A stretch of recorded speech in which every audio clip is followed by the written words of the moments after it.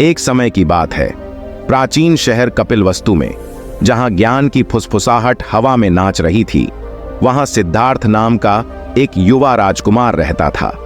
प्रतिष्ठित शाक्य कुल में जन्मे सिद्धार्थ महानता के लिए किस्मत में थे, लेकिन उस महानता की ओर उनकी यात्रा गहन अंतर्दृष्टि से भरी थी, जिसमें उनकी गहरी और आरामदायक नींद का रहस्य भी शामिल था।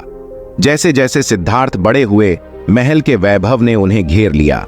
उनके दिन शासन कला, मार्शल आर्ट और कला के पाठों से भरे होते थे, जबकि रातें भव्य भोज और बेहतरीन मनोरंजन से सजी होती थीं। बाहरी प्रचुरता के बावजूद सिद्धार्थ को एक आंतरिक आह्वान, मानवीय अनुभव की गहरी समझ की चाहत महसूस हुई। एक बेचैन रात में सिद्धार्थ ने चमकदार चंद्रमा के नीचे आराम की तलाश में महल के बगीचों में टहलने का फैसला किया। जैसे ही वह चिंतन में चला गया, महल के चिकित्सक अशोक नाम के एक बुद्धिमान आर्षि ने युवा राजकुमार के परेशान चेहरे को देखा। उत्सुक होकर अशोक ने सिद्धार्थ से संपर्क किया। महाराज, मुझे आपके भीतर एक बेचैनी महसूस हो रही है। क्या कोई बात आपके मन को परेशान कर रही है? अशोक ने पूछताछ की। उसकी आंखों में गहरी समझ झलक रही थी। सिद्धार्थ ने आह भरते हुए कहा, हे अर्षि, मेरे चारों ओर फैली विलासिता के बावजूद मेरे भीतर एक खालीपन है। मैं दुख की प्रकृति, जीवन की नश्वरता और सच्ची खुशी के मायावी मार्ग का उत्तर चाहता हूं। अशोक ने सिद्धार्थ की खोज में ईमानदारी को पहचानते हुए एक ऐसी कहानी साझा करने का फैसला किया जो आंतरिक शांति का मार्ग रोशन करेगी, गहरी नींद के रहस्य के बारे में। एक कहानी जिसे सिद्धार्थ अपनी परिवर्तनकारी यात्रा के दौरान अपने साथ रखेंगे। पन्ना पहाड़ियों और सुनहरे खेतों के बीच बसे एक दूर के गांव में प्रभाकर नाम का एक बूढ़ा साधु रहता था। अपनी बुद्धिमत्ता और शांति के लिए प्रसिद्ध प्रभाकर ने गहरी और आरामदायक नींद की कला में महारत हासिल कर ली थी, एक ऐसा रहस्य जो कई साधकों से दूर था। गांव वाले न केवल उनके आध्यात्मिक मार्गदर्शन के लिए, बल्कि उस उल्लेखनीय शांति के लिए भी उनका आदर करते थे जो सोते समय उन्हें गले लगा लेती थी। एक दिन कवि नाम का एक युवा शिष्य प्रभाकर के पास आया। उसकी आंखों में वही बेचैनी झलक रही थी जो सिद्धार्थ की आंखों में थी। गुरुजी, मुझे गहरी नींद प्राप्त करना चुनौतीपूर्ण लगता है। मेरा मन एक तूफान है और रात के सन्नाटे में भी विचारों की लहरें मुझे जगाए रखती हैं। क्या आप अपनी शांतिपूर्ण नींद का रहस्य साझा कर सकते हैं? प्रभाकर ने शांत मुस्कान के साथ कवि को अपने पास बैठने का इशारा किया। मेरे प्रिय शिष्य, गहरी नींद का रहस्य सचेतनता के अभ्यास और शांत मन की खेती में निहित है। मैं आपके साथ एक कहानी साझा करता हूं जो आपके द्वारा खोजे जा रहे मार्ग पर प्रकाश डाल सकती है। पास के जंगल में बुद्धिमान हाथियों की एक जनजाति रहती थी जो अपनी ताकत और बुद्धिमत्ता के लिए जानी जाती थी। उनमें आनंद नाम का एक बूढ़ा हाथी भी था जो अपने सौम्य स्वभाव और गहरी शांति के लिए पूजनीय था, जो उसे घेर लेती थी, खासकर नींद के दौरान। अपनी उम्र के बावजूद आनंद में युवावस्था का जोश था और उसके दांत चांद की रोशनी में हाथी दांत की तरह चमकते थे। आनंद की नींद को दर्शाने वाले शांतिपूर्ण आचरण से प्रभावित होकर अन्य हाथियों ने उनसे मार्गदर्शन मांगा। अर्जुन नाम का एक जिज्ञासु युवा हाथी आनंद के पास आया। उसके कान उत्साह से फड़फड़ा रहे थे। हे बुद्धिमान आनंद, आप पत्तों की सरसराहट और रात्रिचर जीवों की आवाज के बीच इतनी गहरी नींद कैसे प्राप्त कर लेते हैं? हमारे साथ वह रहस्य साझा करें जो आपकी नींद को धन्य बनाता है। आनंद ने अपनी आंखों में हल्की चमक के साथ जवाब दिया, युवा अर्जुन, रहस्य जाने देने की कला में निहित है। जैसे ही मैं प्राचीन पेड़ों के नीचे लेटा, मैं दिन के बोझ को छोड़ता हूं, वर्तमान क्षण के आलिंगन में आत्मसमर्पण करता हूं। मेरा मन बहती नदी की तरह आसक्ति के भार से मुक्त होकर सपनों के परिदृश्य में घूमता है। आनंद की बुद्धिमत्ता से प्रभावित होकर अर्जुन ने अपने शाम के अनुष्ठानों के दौरान बूढ़े हाथी को देखने का फैसला किया। उन्होंने देखा कि जैसे ही आनंद सोने के लिए तैयार हुए, वह दिन के तनावों को दूर करने की सावधानी पूर्वक प्रक्रिया में लग गए। प्रत्येक सांस छोड़ने के साथ आनंद चिंताओं, भय और लगाव को दूर करता हुआ प्रतीत होता था, जिससे उसका मन शांत, शांति की स्थिति में प्रवेश कर जाता था।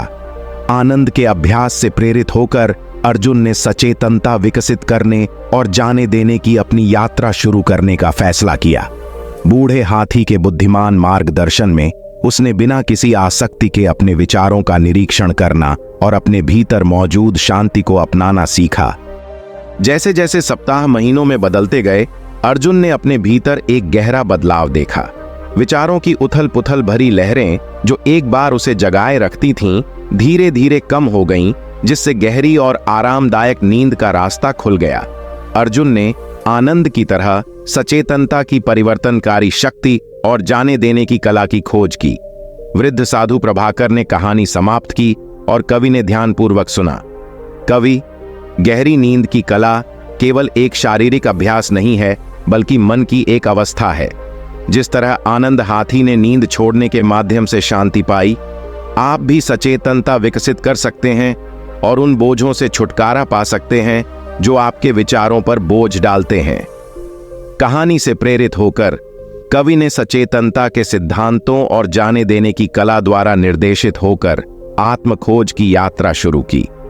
प्रभाकर के बुद्धिमान संरक्षण में उन्होंने बिना किसी लगाव के अपने मन के उतार चढ़ाव का निरीक्षण करना सीखा, जिससे विचारों की नदी स्वतंत्र रूप से बहने लगी। जैसे ही कवि अभ्यास में उतरे, कपिलवस्तु के युवा राजकुमार सिद्धार्थ ने समझने की अपनी खोज जारी रखी। महल के चिकित्सक अशोक द्वारा साझा किया गया ज्ञान प्रभाकर द्वारा कवि को सिखाए गए सिद्धांतों को प्रतिध्वनित करता है। सिद्धार्थ को एहसास हुआ कि गहरी नींद का रहस्य सचेतनता की गहन शिक्षाओं और जाने देने की कला के साथ जुड़ा हुआ है। एक दिन जब सिद्धार्थ चिंतन में महल के बगीचों में घूम रहे थे, तो उनका सामना अमर नाम के एक उनींदा रक्षक से हुआ। सिद्धार्थ की शांति से प्रभावित होकर अमर ने उनसे मार्गदर्शन की गुहार लगाई। महाराज, मुझे गहरी नींद प्राप्त करना चुनौतीपूर्ण लगता है। मेरे कर्तव्यों का बोझ मेरे दिमाग पर भारी है। क्या आप अपनी शांतिपूर्ण विश्राम का रहस्य साझा कर सकते हैं? सिद्धार्थ ने अशोक द्वारा दिए गए ज्ञान और प्रभाकर और कवि की कहानी को याद करते हुए उन परिवर्तनकारी शिक्षाओं को साझा करने का फैसला किया, जिन्होंने उन्हें अपनी यात्रा में मार्गदर्शन किया था। हे अमर, रहस्य सचेतनता और जाने देने की कला में निहित है। जैसे ही आप आराम करने के लिए लेटते हैं, अपने कर्तव्यों के बोझ को छोड़ दें और भीतर की शांति के प्रति समर्पण कर दें। विचारों की नदी धीरे धीरे कम हो जाएगी, जिससे आप एक गहरी भावना को गले लगा सकेंगे और आरामदायक नींद। सिद्धार्थ ने सलाह दी।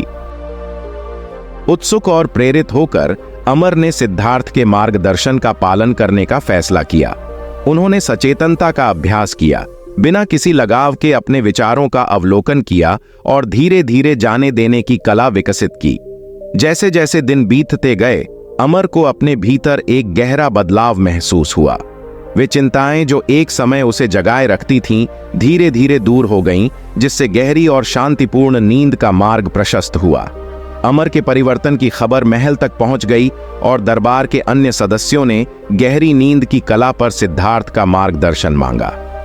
सिद्धार्थ, जिन्हें अब बुद्ध के नाम से जाना जाता है, ने मन की शांति की तलाश करने वाले सभी लोगों के साथ सचेतनता और जाने देने की कला की शाश्वत शिक्षाएं साझा कीं।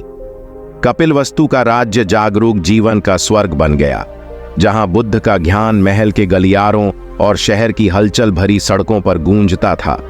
गहरी नींद का रहस्य सचेतनता की परिवर्तनकारी शिक्षाओं के साथ जुड़ा हुआ आंतरिक शांति के मार्ग पर चलने वालों के लिए एक मार्गदर्शक प्रकाश बन गया। और इसलिए प्राचीन शहर में जहां आत्मज्ञान की फुसफुसाहट हवा में नाचती थी, सिद्धार्थ की कहानी सचेतनता के अभ्यास और जाने देने की कला में छिपे गहन ज्ञान के प्रमाण के रूप में सामने आई।